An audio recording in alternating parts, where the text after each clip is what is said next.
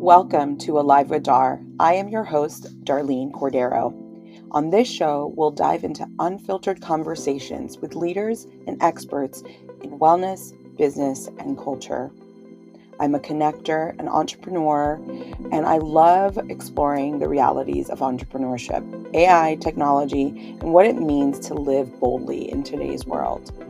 Every episode is about documenting real journeys, inspiring bold action, and connecting us through powerful insights that can transform our lives. It's real, it's raw, and insightful conversations that will inspire you. Today, I welcome Amanda Baudier, an executive coach, a spiritual mentor, a woman who has mastered the art of balancing a high-level executive hustle with a deep spiritual work. Amanda's journey from being a key executive at companies like Tao Group and Sakara Life to launching her own business where she's beautifully integrating business strategy with spiritual wisdom. She's nothing short of an inspiration. I can't wait for you to listen in.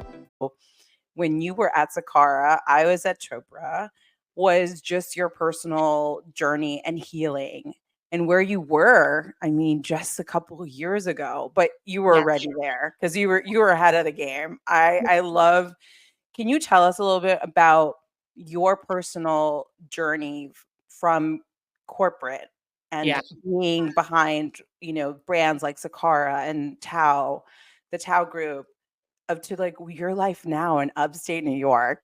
I know. It is truly wild. And, I was thinking about this conversation today and well, before I kind of dive into the story, there were so many stages of giving myself permission to be and do the things that I really am and really wanted to.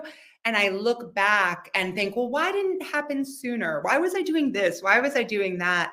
And it really came down to, I didn't believe it was possible. I didn't believe it was possible. I didn't think it existed. I didn't give myself permission. I didn't see myself as the kind of person who got to, fill in the blank. So I started my career at Tao Group, a little nightlife party girl in New York City. Wow. Yes, I went to Columbia undergrad and literally fell in love with the nightlife scene. I truly felt like it made me somebody. Like getting past a hard velvet rope in New York City. Priorities, babe. Priorities. But it was like deeper than that. There was like a real identity thing because I didn't have like a very strong sense of self. I didn't have a lot of self-confidence, which obviously led me to drinking and drugs and partying. But it also made the approval and you come on, pass the velvet rope. It meant a lot to me and I really enjoyed it. And then I decided that I wanted to work in nightlife. And I think both divine timing and luck, I started interning for what is now the Tao Group. I was working really closely with Noah Tepperberg, Jason Strauss, the whole the big dogs.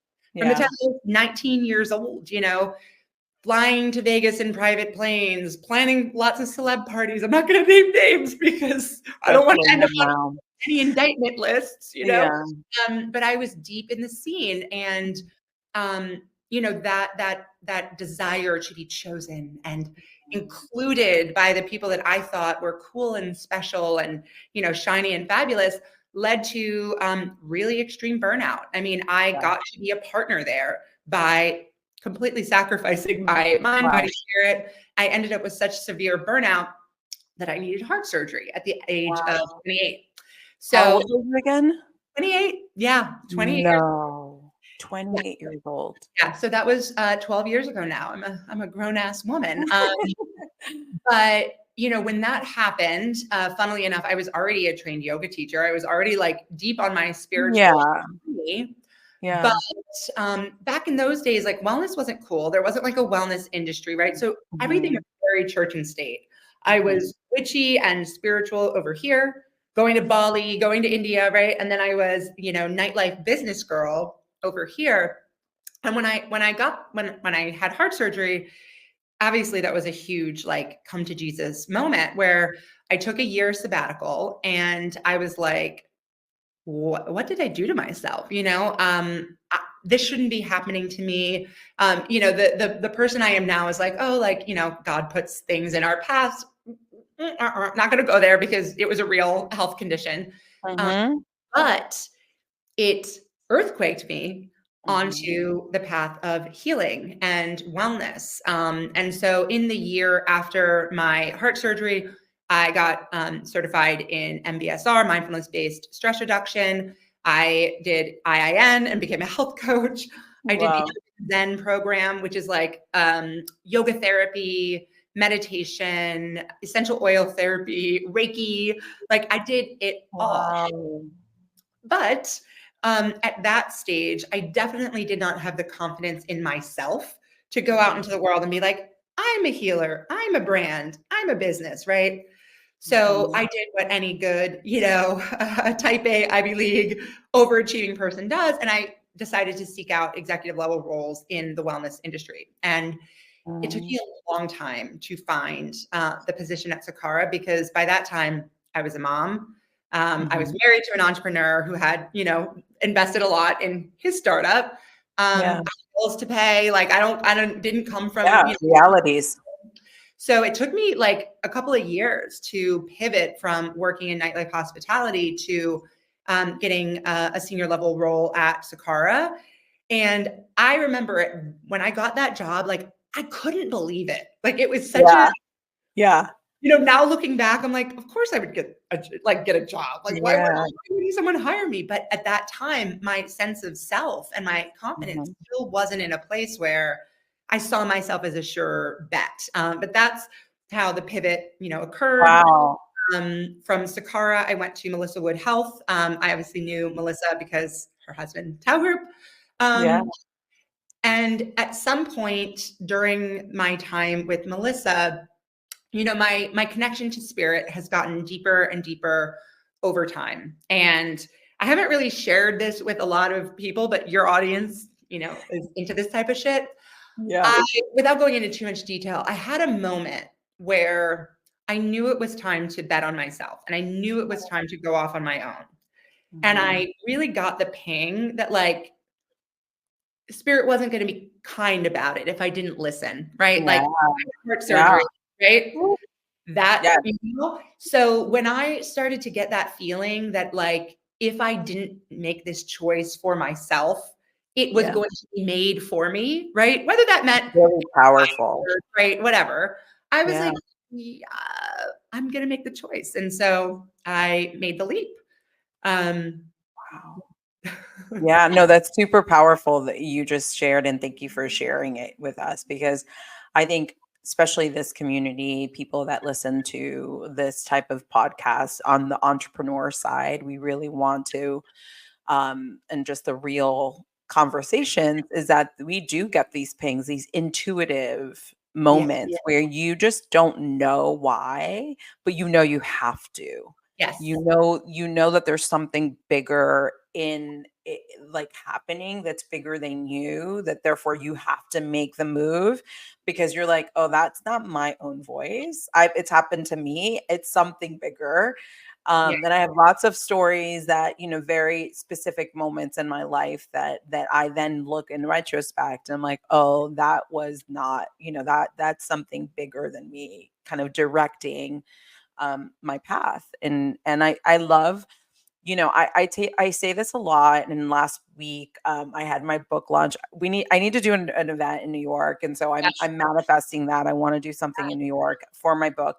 I was just thinking about someone else on the brand side, like yourself. There's not a lot of us. And yes, there are more brands now than 10 years ago, when we started kind of going in this path and kind of exploring what do I want to do. And I think my friend Brandon Holman, he's on the brand side, and I love connecting with individuals like yourself, like Brandon. At some point I want you guys to meet, because we get the business side, we get what it takes to really, like, what does it mean to be a wellness talent? We actually know that because we've managed it on the media side, on the culture, on the celebrity side of it, which is extremely different than what people might think it is.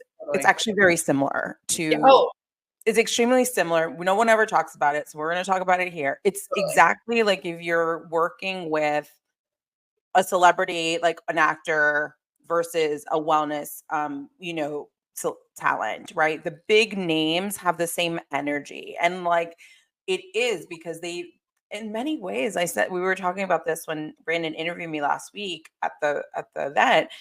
It's the same energy, and many people are just born with it. And there is this moment of like all the stars aligning that happen where these people are in these spaces.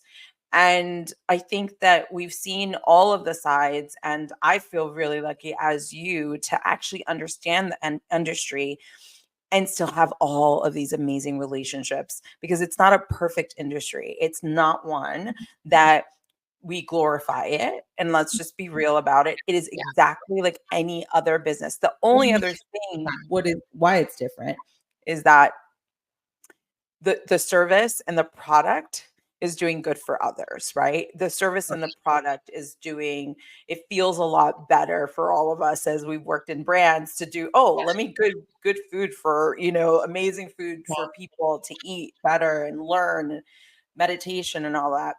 All of this to say is that I remember when we met on the call, because I was trying to get to Car at one of our retreats, as I always did, just like dreaming of the best partnerships ever.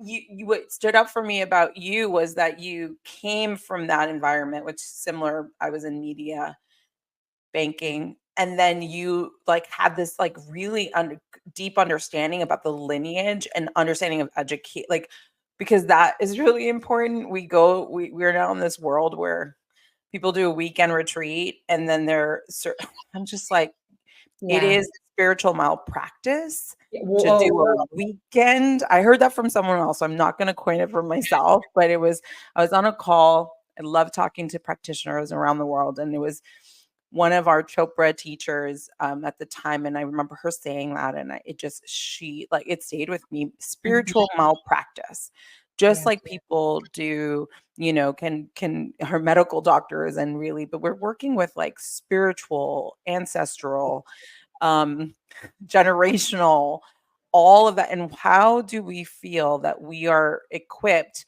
by doing a weekend retreat, and therefore it takes years upon years and teachers and having lineage. And I talked about it last week again. And I think this is why I loved when I connected with you, because I could tell that you had taken the time and years of knowledge before you went out to teach. That's the difference. That's what makes you so unique and special, because you just didn't do. And by the way, I'm not knocking anybody that does a weekend retreat, but just think about where that's coming from. And do you actually have the knowledge, the lineage, and the continuous support to be able to support others in their healing? Yeah. And the I container. could talk about this forever. You know that, Amanda. And the container, because, one of the things that I'm certified in, as you know, is somatic experiencing. And it takes 3 years to get certified, not because there's that much content, but because they believe it takes you at least 3 years to get your own nervous system in a place where you can hold a clean space for other people's nervous systems. And, one of the things, well, two things, I'm really glad actually that for me, my spiritual life and my business life were separate for a long time. Because when I started my spiritual journey, I took classes with Bob Thurman at Columbia. I was a Jiva Mukti yogi. I was like an ethical ahimsa vegan. I was doing, sitting practice at the Zen center in the city. There was never a thought of like, well, how do I make this cool? And how do I package this? How do I how can I make this my job? It did not even register as a possibility in my mind until I had been in that world for almost 7-8 years, which is already a significant amount of time. And it didn't become my job until I was literally 20 years of continuous deep spiritual study. And so when I finally decided to leave the world of working for other people, a big push was, I know how to do this with integrity. Like my shit, like I got it. I have so much reverence for the tools, for the practices, for the permissions, right? I actually, you know that I'm studying under a shaman right now. Yeah. And someone that interviewed me wanted to describe me as like a shamanic, this, that, or the other. And I was like, no, no, no, no, no. I'm like, you need to remove that word. I don't believe that I will ever call myself anything other than a shamanic student. I am not a shaman. I am nowhere near a shaman. You remember that, Amanda, when people just say, I'm a student? Like, I mean, all of these titles, it's honestly, sometimes I'm like, this is too much. So, I mean, yes. I'm a teacher of some things. You can call me a spiritual teacher. You can call me a mindfulness coach, right? I'm not claiming shaman. No way. No, I am in no one's lineage. I have not been ordained. I have not spent, 20 years at someone's feet. It's a whole Thank you. Amen to that. Yes. So I was like, she was like, oh, I want to post this. I was like, don't put me on there until you change that up, because no, I'm like, my teachers, both in the real world and in the spirit world, they want to know that I have respect for the teachings that I've given to date, which is this much of the shamanic wisdom that someone needs to call themselves a shaman. So the lineage to me is extremely important. I got interviewed recently and was talking about what do I think about, and you could talk about this because you have many teachers in different lineages and modalities, is like people are like, Jay or like Deepak, like what makes them so special? What have you learned from them? And I think that it was recent, and I think that, I would love to hear your thoughts on this. It's like what I admire about them individually and many other people that I've had the privilege of working with in this space is that they forged their own path. They literally forged their own path, and they have teachers. They either grew up in the lineage or have teachers that they continue to work with. Yeah. And I there's something about me that is obsessed with lineages and is obsessed with where does this come from? Like where am I paying homage to? Like, it's not my words. I actually had Ace Easter, which at some point, again, you have to me. I'm always trying to connect all my friends together. It's just like I'm obsessed with connecting people. And Ace always in conversation will say, my teacher, my teacher, my teacher. Come on, let's go back to that. Like, let's go back to like, this is not about you. This is about like, there's no, Deepak will always say, like, there's no original thought. Don't even think like you have an original thought, because like everything has been said, before. And so like having that reverence, like you said, having that understanding that you are a vehicle, you are in service to this, work. And therefore, you have to continue to, I've been going to see, I've been going to more kind of like these nurturing, like a church. I go to Agape, I'll go to self-realization.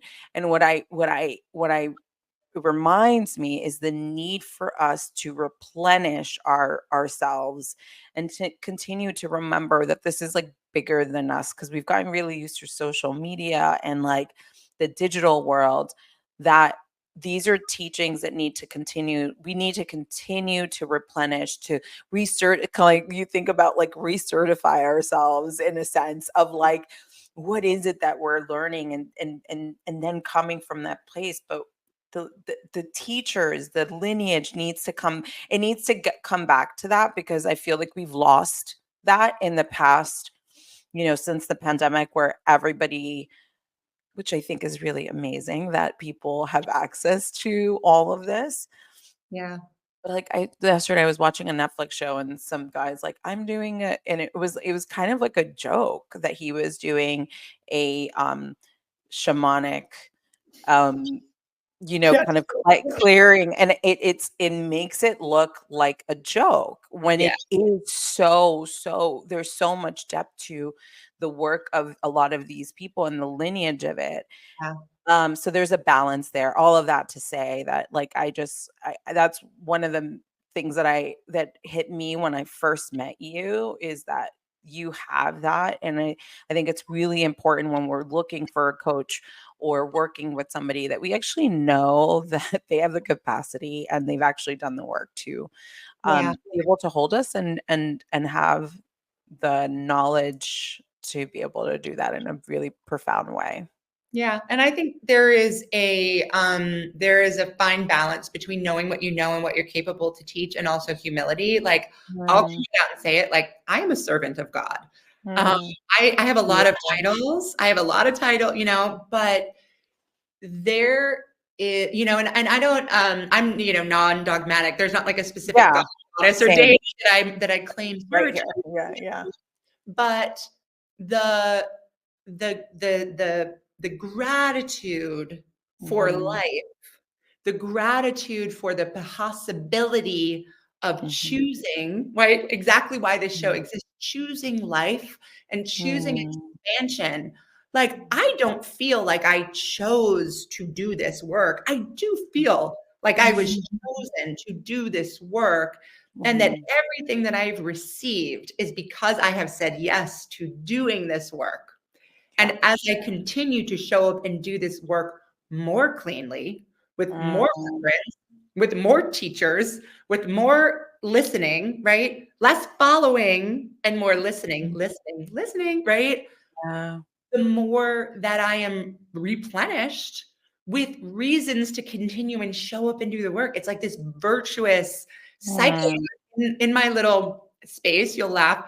I have this room above my garage that's divided into two spaces. One is like where I do group coaching and filming. Over there is my altar, right? yeah, yeah, And I sit at that altar every day, whether I'm singing, drumming, lighting yeah, candles, doing self Reiki, prayer, whatever I'm doing, you know, breath work. Like, I am at that altar every single day.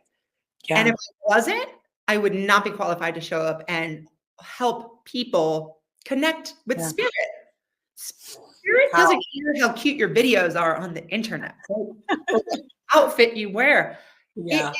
if you really are in connection and in communication, Mhm. you just move different, you know? You just move different. That's all I can So say. beautiful, Amanda. Thank you for that. I think that that's like really at the core. Like I've been struggling with this. I think we all are in this space now. I mean, I have the book that just launched. You feel Yeah, this immense responsibility to, now that you've birthed this thing, to whatever project it is, then to get it to like the hands of whoever it is that you're trying to be in service of.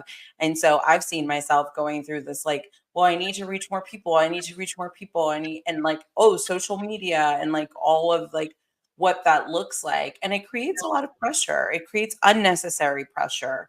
yeah, And I've just it's an interesting modality. I always feel like when I don't feel genuinely connected to social media, the following, the whole thing, and it feels not in like joy and like fun and creativity, I kind of get off of it, or I don't post as much. And because then it feels like, again, like that negative connotation or connection to this thing, which is supposed to be fun, about sharing yourself.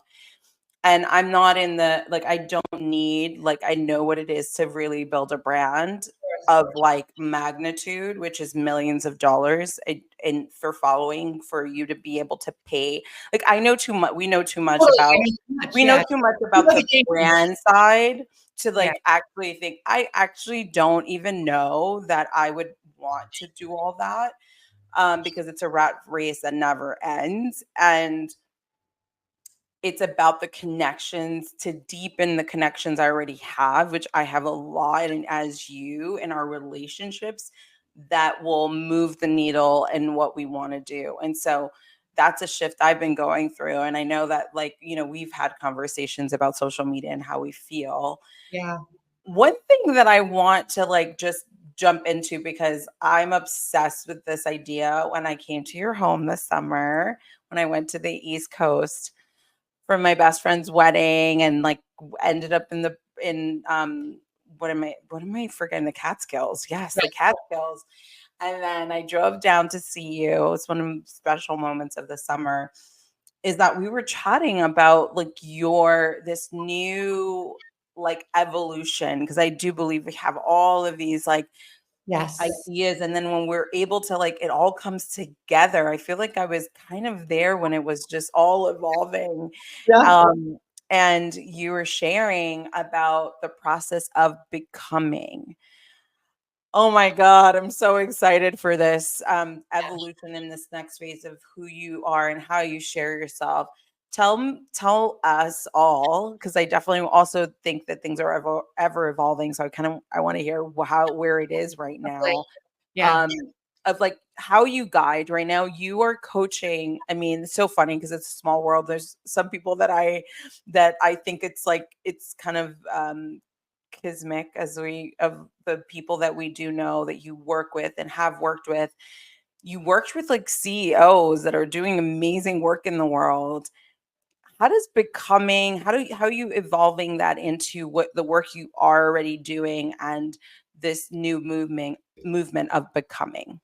Yeah. Well, I will give you guys both like the energetic, spiritual, like vision and Yeah. reason for this, and Yeah. also the like super pragmatic like business process that I'm undergoing, because I think both are useful and a lot of Yeah. people aren't transparent about that. So Yeah. first, on the becoming front, what we see a lot of in the healing and spiritual wellness space is pay me like a big chunk of money for 3 months or 6 months, and like I'm going to promise you this big thing, right? Or we're going to tackle this goal, or you're going to manifest this or heal this wound, and it's this nice tidy package that's usually somewhat expensive, right?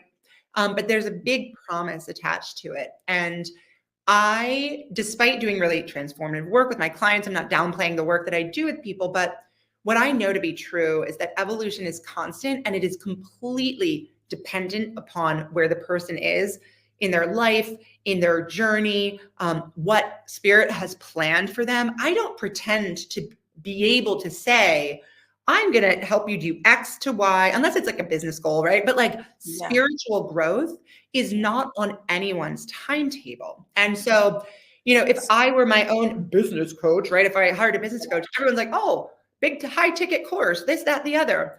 And for me, that's just not in alignment with the way that my spiritual journey has unfolded. I Mhm. couldn't have gotten where I am. Somebody said to me on a podcast that I was recording the other day, Amanda, I wish I had met you 10 years ago when I do. And I said, honey, you wouldn't have got me 10 years ago. I wasn't me 10 years ago. I could have Mm. accomplished this much. I couldn't have, I wasn't who I am now. Yeah. So no, like you don't wish you met me 10 years ago, because I would have Mhm. not been who I am. And so Yeah. becoming is something that I'm going to be bringing into the world next year, that is at an accessible price, that is more of a space holding, guiding, tool providing community that allows people to evolve and become in their own trajectory without a lot of forcing and pushing and high Mm. expectations that often lead to disappointment, self doubt. Why didn't I manifest this in 3 months? Why didn't I, Mhm. my best self at the end of this container, right? That's not how my journey has unfolded. Someone's like, oh, how could I follow your path? Girl, give me 20 years and it's not about, these huge leaps. It's like, let's wake up every day in service Mhm. to our own process. So Mhm. that is like the, Wow, I'm joining. yeah, I will be there. pragmatically from a business perspective. So I do Mhm. one-on-one holistic coaching with CEOs and founders of startups. Um, Mhm. Generally, people hire me when they are experiencing burnout, overwhelm, when they need to take their business from 0 to 1 or 1 to 2, and need someone to really shepherd not only the business, but them. So it is Mhm. very tactical. I do get into like, pitch decks and OKRs and meeting investors and, all of that kind of stuff, with a lot of witchy spiritual work. And my clients let Yeah, me get really deep and weird with them. I But love that. it's completely bespoke. And it is only for a certain type of person who has a certain role. The type of coaching that I do, it is not just life coaching, it is Mhm. executive coaching through a Mhm. spiritual lens. And I really enjoy that, But not everyone needs an executive coach. Not everyone can afford an executive coach. And for me personally, doing life coaching does not scratch all my boxes, right? Like I don't want to do that. And this is going to piss some people off, but whatever. I don't want to charge or market myself in the way that I would need to create sustainable income for myself and my family through spiritual work. I know people do. I don't want to have to deal with like aggressive marketing and growth marketing and ads and funnels and high ticket courses. I just don't. It doesn't feel in alignment for me. Yeah. I make a really nice living and I charge what is a very like fair and appropriate rate for executive coaching. Yeah. So that you have the ability to build becoming at a point and with a pace that is determined by spirit, right? Yeah. If that is, 5% of my income to start and it Yeah. slowly builds over time to be most or all of my income, that would be beautiful. That would be a really beautiful life trajectory for me. But what I'm not willing to do is say, well, I need to make this much a year. So that means I need to charge this much and get this many people because the download came in clear. What be priced at and what the container should look like. Yeah. And that's it. Like, I'm real pragmatic. I got to pay the bills. I'm not, in pause on my executive coaching anytime soon.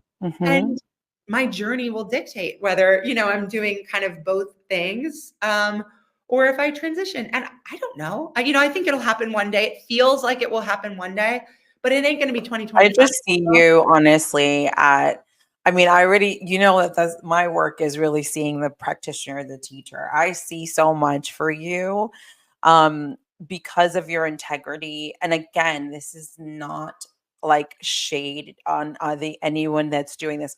If that feels in alignment for you, do it. Which is, I have a lot of friends and I've done a lot of events and others for people that have all the funnels and all the things like Totally, do it. There's space for all of that, right? But for me as well, like it feels like, I can relate so much to you and in that regard. But when I see you continuing to grow this community, to hold the space as the teachers of when we were like learning this, which were let's go back to that, to the 70s and 80s and like what 70s. I mean, that's kind of, I'm aging myself. Okay, let's just say 80s and 90s. Of like the lineage of like the teachers. And I do see you being able to, I see you having a book. I see you writing from this space of like your work and being a nurturer and a really a wisdom keeper as you have and sharer of like everything you've learned from a place that is in service, right? Like you said. And I see that so deeply. And, I talk about this in the book where I'm like, what is your mission? Like, what are you here to do? And like, we get so like so not focused and so distracted by like everything that's happening in the world, in the news and social media. But at the core, always returning to that, like, what am I here to do? And for many of us, it is to be in service and reminding us ourselves. And, whenever you need a reminder, call me. I'll call you when I need the reminder. Well, I think I told you this, but like my North Star in thinking about what I wanted to create was Tara Brach. So since I was in my 20s, since I still lived at home, so I was even a teenager, she has been doing weekly Dharma talks every Wednesday. Since, let's do it. I grew up near DC and I used to go in person sometimes. And the way that it is the lowest ego offering. But if you did nothing else other than listen to her weekly Dharma talk and her weekly meditation, like those two offerings, you would change. You would transform. And it would happen in a way that was not like someone grabbing you by the throat and pulling you along your journey. It would naturally unfold as you are ready and as life pulls you forward. And so, as you you're know, becoming. as you're becoming. And so Ah! exactly. And so that was my North Star. So, I thought about, I'm a businesswoman. I freaking tell people how to Mhm. run businesses, right? Like, I know, like I had this whole conversation with somebody, and I'm not going to name names, but they were like, well, that doesn't make sense. You could just make this into a 3-month course, charge like, $3,000-$4,000, get it. Yeah. I'm like, I could do that. And that's what I did the first 33 plus, Mhm. if I'm honest, 38 years of my life. Okay, Yeah. how do I take this vision and then like force it into a package that can like also pay my bills and also look good for my peers and like make sense on my Yeah. LinkedIn profile, right? Like I'm done with that. Yeah. And Yeah. I feel privileged to be done with that. Yes. Yes. I love that. Thank you for sharing that, because I think that we all are seeing so many options. And I think this option is also available to us. The more that we can share this authentically, that we don't need to be, and by the way, it could happen. It's not that we do not believe. I know that about you, and I know that about myself. I I've already am done the math. I've already done the math. If I have yeah. 1,000 members, if Yeah. in 3 to 5 years I have 1,000 members, I'm making almost $1 million a year, right? But like Yeah, exactly. that's not going to happen day one or Yeah. 90 or 180, right? I know that. And I'm okay with Mhm. that because I know this is what I meant and how I meant to bring it into the Mm, world. I And, love that. like sometimes you got to listen. Yeah. No, I love it. I can't wait. I'm so supportive to, as you know, like about this. I think this is like the next step in this evolution of you growing and continuing to support your community. Yeah. I'm excited about it. And that's not all the things you do. You are a mom, you are a wife, you are a sister, friend, so much. Yeah. I Yeah. guess there's a lot, right? Yeah, I was gonna say this year has been so much about motherhood. I mean, you shared Mm, you came to visit me in the Catskills. I moved to the Catskills after 21 years in New York City, following a ping once again, following literally a message from the universe when I was sitting by the fire. Amanda, it's time to leave the city. Okay, I'm gonna let's listen. go. But I made the decision this year to pull back my working hours so that I could be the Mm, one that picks up the kids and like, be mhm. the aftercare, be the before care, et cetera, which was not something I gave myself permission to do in the past. And look, believe me, I know that not everybody has the flexibility and the privilege to make that choice. One of the things about moving out of the city is that life gets less expensive, right? And so I could have said, well, great, I can increase my profit margins by do, but instead I was like, you know what? Yeah. If for me, my kids are the biggest part of my spiritual practice and spiritual journey, period. Yes. You They're the know, best. they're the best. You've met them, you've Mm, experienced their expansive yes.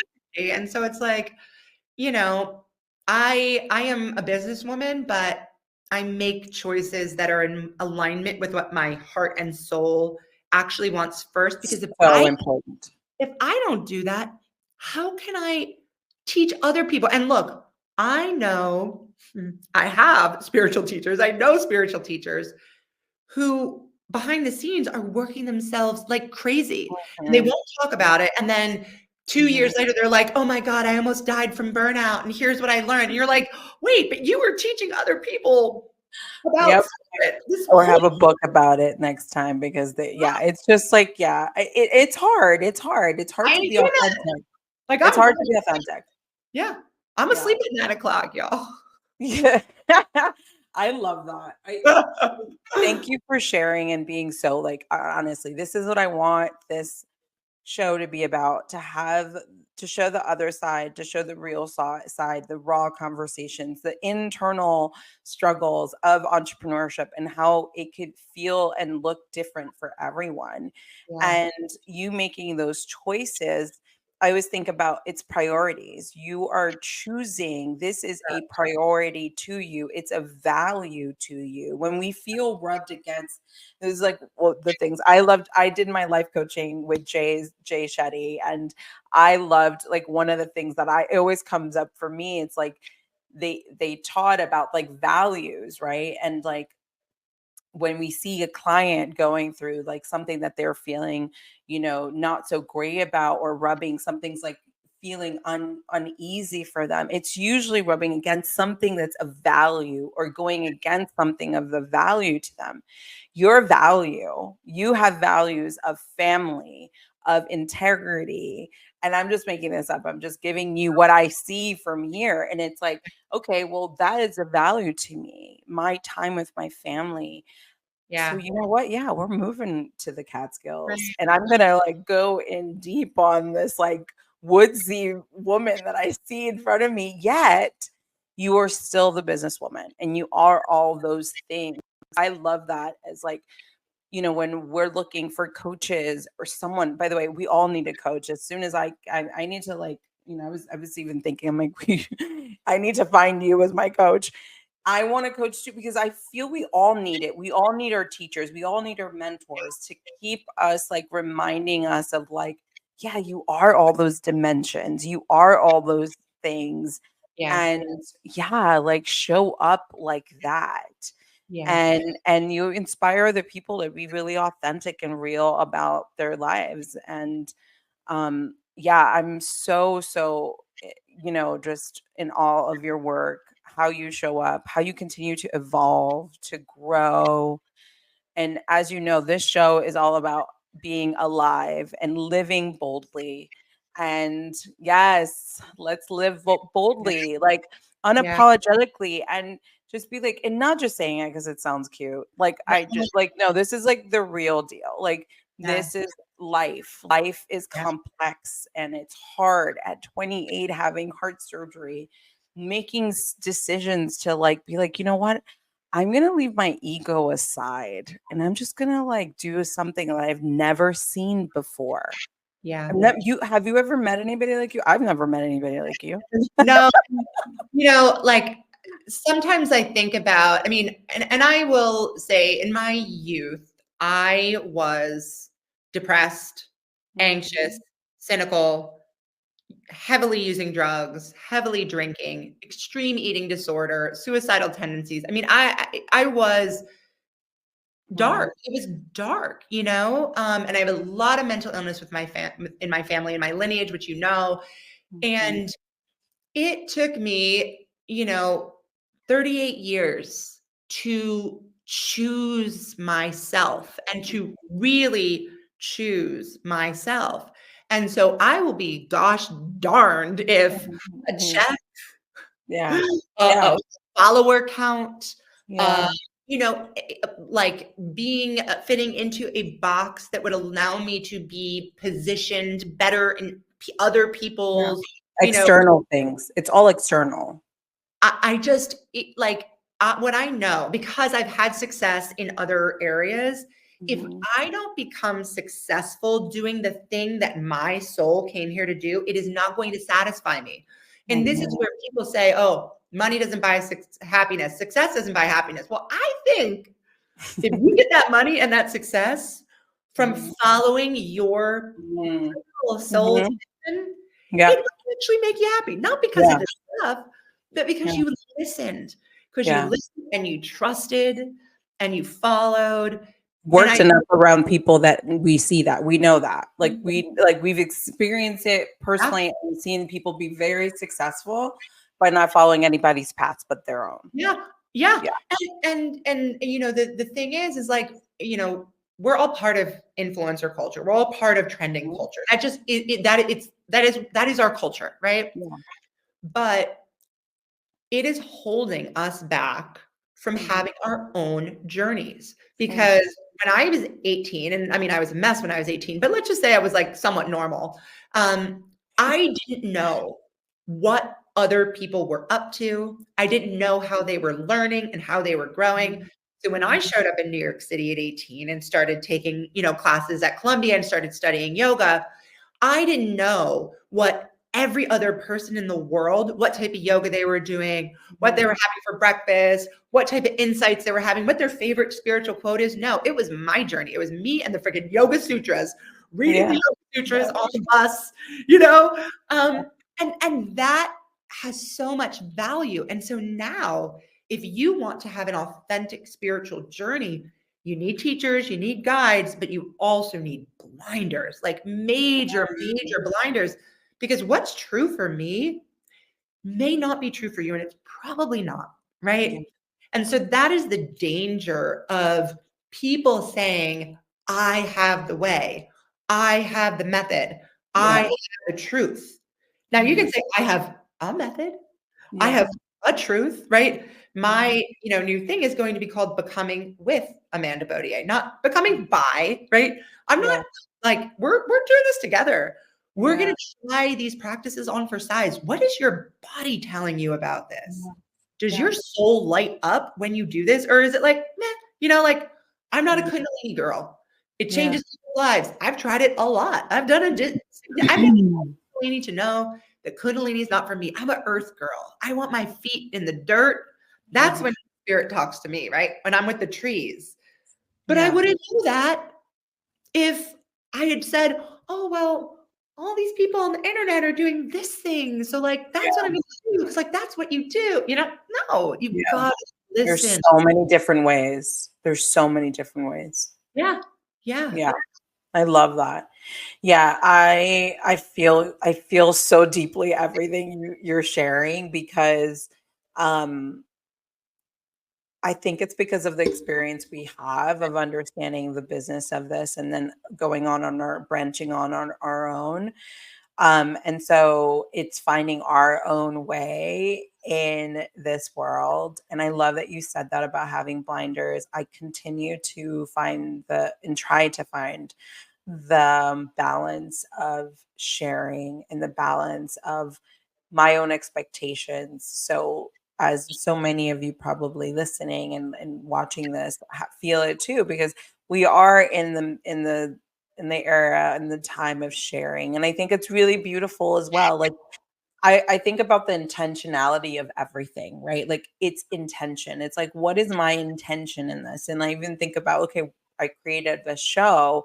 My intention for this, if one person listens to this, and if it's worth it for me because that's the values I have is it being able to document. For me, this is about documenting conversations with my friends that other people get to connect with and inspire them. So if I can do that for one human, I know it's worth it. So it's worth our time. Other people have different values. They want to have millions of followers. By the way, if that happens and when that happens, if it's meant to happen that way, I have surrender in that. So I have no attachments to what this is. And I think that that's where a lot of the people I coach and I work with in brands, there's all these expectations of like what other things are happening instead of like what their experience is supposed to be like. Yeah. And there's a decision point, right? When a purpose becomes a brand and a business. And if you decide, okay, I'm going to make this a business and then I'm going to hire people and I'm going to have other people's livelihoods dependent upon this concept that I put together becoming successful, right? That's a whole other thing, right? Like when I worked at Sakara, right? Holistic nutrition, Danielle and Whitney had a beautiful idea. They made it into a business. It grew, it grew, it grew. They have all these people. Guess what? They can't necessarily dictate, well, this is a type of brand messaging that I want to use because they got to sell food, right? They got to sell food and they have to use, and that is a choice point. And it's not a bad choice point. It's just something for consumers to be aware of.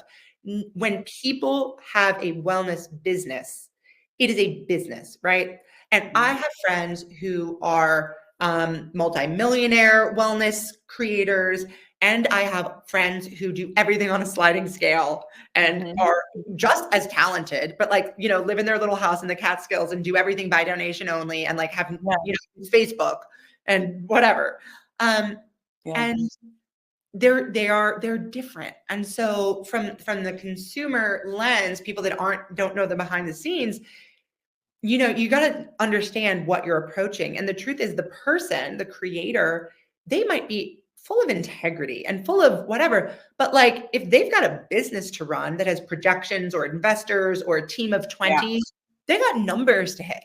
I don't Doesn't matter. It's a business at the end of the day. Yeah, it's a It's a business. business. And Decisions like, to be made based on that now versus yes. potentially an integrity part. And that's where there's conflicts. Yeah, 100%. And so it's really Yeah. like, it is, and I think like, I'm really glad that I had the business success that I had with other people's businesses. And especially like at Tao, like I was, holding hands with Beyonce, walking her into parties when I was 26 years old, like Yeah. I did it. I did all the glitz glamour, got to meet everybody, got to do all the things.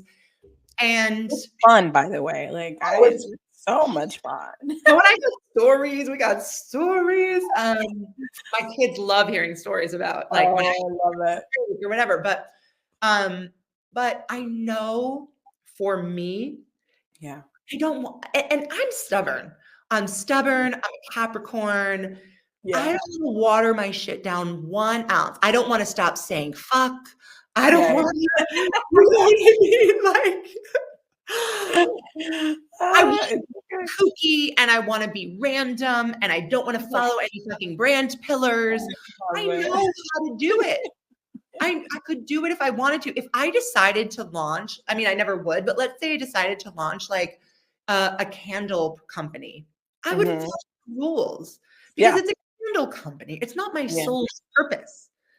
My soul's purpose is to be as authentically me, meet people where they are, and to be an elder. And I know everybody listening to this does human design. I'm a 6'2", which means my life isn't even really supposed to start until I'm 50, which means I know another 6'2". I think my friend Ashley is a 6'2".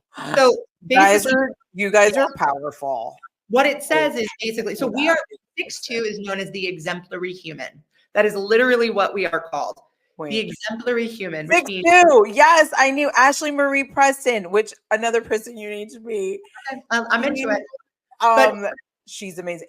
You guys are like wild. I didn't know you were 6'2". 6'2" are meant to make their life their service to the world. We're literally called the exemplary human. Like we are meant to become elders and we step into our full power and purpose when we're 50. And I did my human design for the first time, maybe 2017. And I was so pissed because I was like, oh, fuck. Like really I have responsibility. I mean, I've been told that with I'm a 4/6 and it's similar in the older age. And they're like, oh, you're going to be a teacher. I'm like, I don't want that. I remember hearing that. I'm like, I don't want that responsibility. I was like, are we making 36 or 37, like 50, right? But now that I am on my path, right? Like I haven't like fulfilled my soul's mission, but I am on it. And nothing makes me more excited than becoming an elder. Like I want to have my tits down here, sitting in circle, not saying anything and just looking at these people when they cry. No fancy shit. No real thing. Just the real thing. Like let's bring back grandma wisdom. Like that is that's the path that I'm walking. And I'm walking the Tara Brach path, not the Gabby Bernstein path. And like, bless them both. They're both, I mean, Tara's making millions a year on her teacher trainings. Don't get me wrong. This lady is successful as H. I calculated because I did her mentorship. I know you are Miss Business. I did her mentorship. Yeah, I was in her and Jack Kornfeld's mentorship 2 years ago. And I almost, even though I've done 85 meditation trainings, I almost signed up for her teacher training, but I found out that there's like 10,000 people in one cohort. And I'm like, oh, I don't want to be in a group that big. So I was like, damn, she's making like 3 million off of one cohort. Yeah. So let's not get it twisted. Tara's still crushing it from a business perspective. But her social media sucks. It's like she posts like Garfield cartoons every once in a while. She's not ever gonna hear this ever. Tara is not. I don't know her, so hopefully she'll never hear it. Oh, no, she's totally down. She literally, she posts cartoons. Like she's not trying. If she wanted a beautiful social media feed, girlfriend could do it. Totally. She's not doing webinars. She's not like making big promises. She's literally serving dharma. Teaching. Like like cold, icy Buddhist Dharma. You know? I mean, I'll leave this for our last question because we could stay on here. I say this every time in every episode. I'm like, okay, you'll be back and we'll keep talking about this. But I do think that there is something about this, the business of wellness and where we see it. I think this conversation, I just want to kind of like wrap it and kind of like, I think your path from, your own healing and self-discovery and understanding that the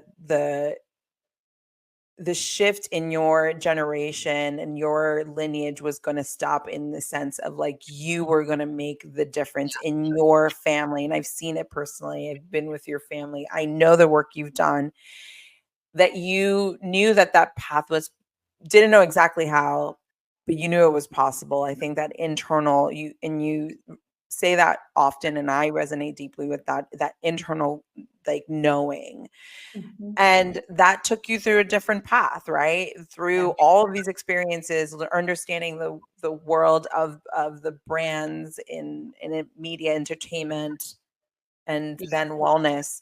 And I think that what I appreciate so much, and I continue to say this, and I'll like the last question will be about this, is like you understand deeply the business of wellness and where you stand in that world. And I Yeah. want to reflect that. And so as we look at the future, there's so much that is, we're in 2024, October 2024, uncertainty in the world Yeah. right now, and we're shifting astrologically, energetically into this new phase of our humanity. I do believe that there is something that is boiling up right now.